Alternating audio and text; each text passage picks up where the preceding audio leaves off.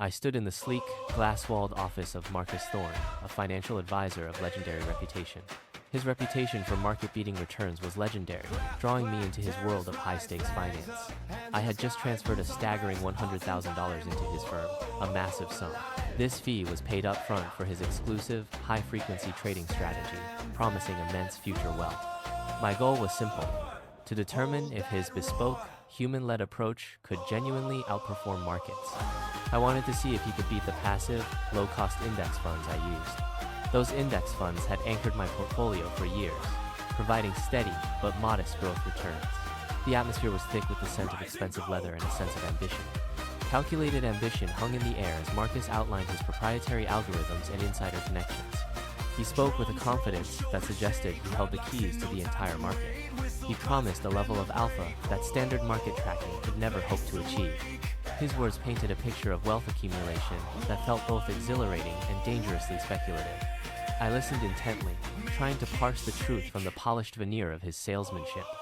As I signed the final contract, I felt the heavy weight of my lingering skepticism.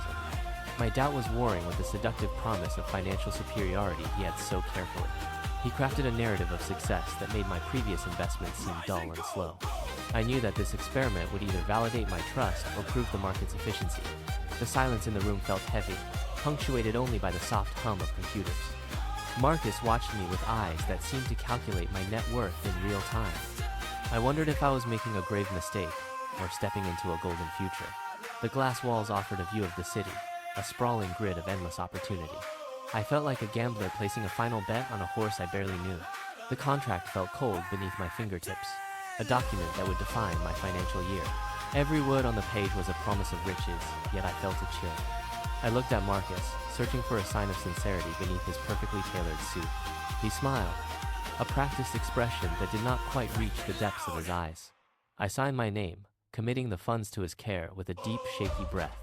The ink flowed onto the paper, sealing my fate within the confines of his firm. He took the document, his movements precise and efficient, like the algorithms he so praised. I felt a strange sense of detachment, as if I were watching myself from afar. The office felt smaller now, the walls closing in with the weight of my decision. I had crossed a threshold, leaving behind the safety of my old, reliable investment strategy. The potential for massive gain was balanced by the terrifying possibility of total, absolute loss. Marcus stood up, extending a hand that felt firm and surprisingly cold to the touch.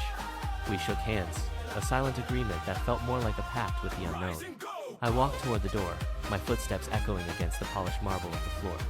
Outside, the world continued its frantic pace, unaware of the gamble I had just taken.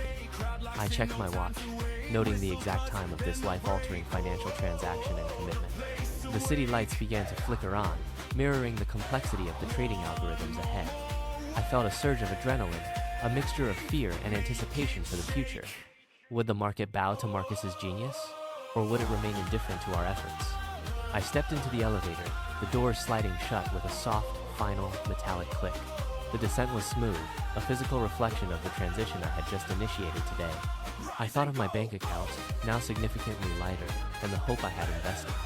The lobby was bustling with people, each one chasing their own version of financial success. I walked out into the cool evening air, feeling the weight of the city scale. The experiment had begun, and there was no turning back from the path I chose. I looked up at the skyscraper, a monument to the ambition I had just joined. My mind raced with possibilities, calculating the potential returns and the risks I had accepted. I needed to believe in Marcus, to trust that his expertise was worth the cost. The streets were crowded, yet I felt entirely alone with my secret, high-stakes financial gamble. I hailed a taxi, watching the city blur past as I contemplated my next move. The drive home was quieter, allowing me to process the intensity of the office meeting. I realized that I had traded my comfort for the allure of a superior return. The risk was high, but the potential reward felt like a siren song calling out. I arrived at my apartment, the familiar surroundings offering a small measure of needed comfort. I sat by the window, watching the stars fade behind the glow of city lights. The $100,000 was gone, transformed into a promise written on a legal document. I closed my eyes, hoping that when I opened them, the market would be kind. The gamble was set, and now I could only wait for the market to decide. As I signed the final contract, I felt the weight of my skepticism warring with the promise. 12 months later, the results were finally laid out in a stark and cold digital spreadsheet. The data on the screen shattered my expectations, revealing the harsh truth of my financial gamble. The glowing numbers flickered, mocking the immense capital I had entrusted to a stranger's empty hands. Despite the exorbitant fees I paid, the portfolio had barely managed to keep pace with indices. I traced the lines of the graph, searching for a hidden victory that simply did not exist. The constant, frantic activity of Marcus's team had yielded nothing but a series of mediocre returns. Every trade they executed felt like a desperate attempt to justify their own existence and fees. Once the management costs were factored in, I was significantly underwater compared to my index funds. The realization hit me with the sudden, crushing force of a heavy and unexpected physical blow. My chest tightened as the reality of the wasted capital settled into my weary, aching bones. The complex, high-priced advice was nothing more than an expensive, carefully crafted illusion of total control. They sold me the dream of expertise, but delivered only the hollow reality of poor performance. I watched the market continue its steady, indifferent climb, oblivious to the human effort I funded. The frantic trading I had paid so dearly to orchestrate had been entirely for nothing today. I walked away from the firm with a lighter bank account, feeling foolish for my hubris. The mahogany doors clicked shut behind me, sealing away the echoes of my own financial vanity. Yet, in that moment of financial defeat, I felt a profound and hard-won sense of clarity. The experiment was a failure in profit, but it was a true triumph in lasting wisdom. I finally understood that simplicity often beats the most expensive, sophisticated attempts to outsmart the market. Complexity is often just a mask worn by those who seek to profit from our fear. The sleek office now felt like a tomb for the money I had wasted on greed. I stepped out into the bright afternoon sun, leaving the glass-walled prison of Marcus Thorne behind.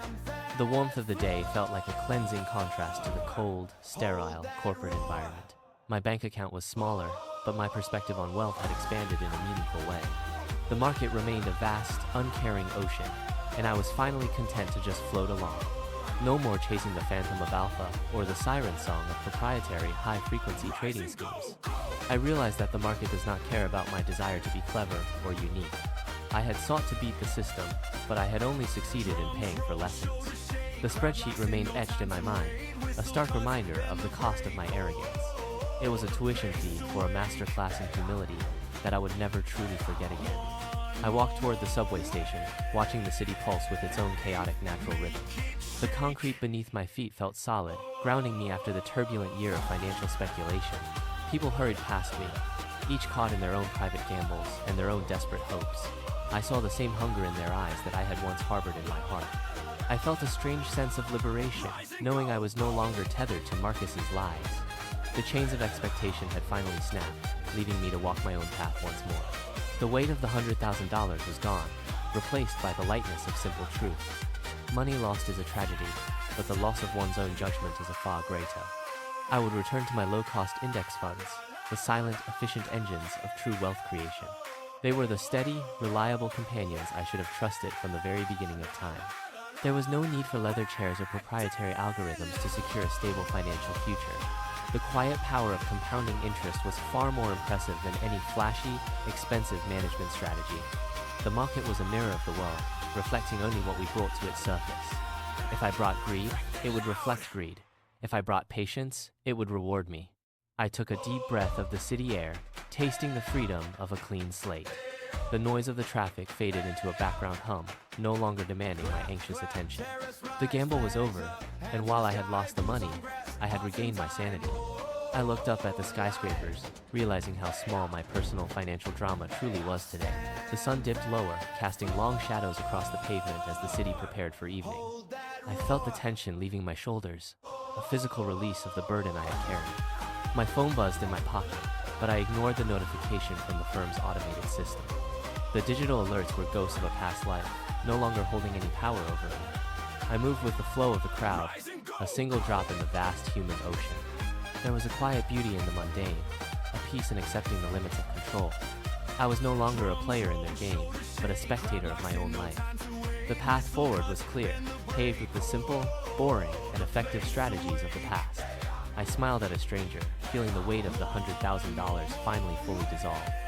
The city continued its relentless pace, but I was finally moving at my own steady speed. I walked into the subway entrance, stepping toward a future built on wisdom rather than wealth.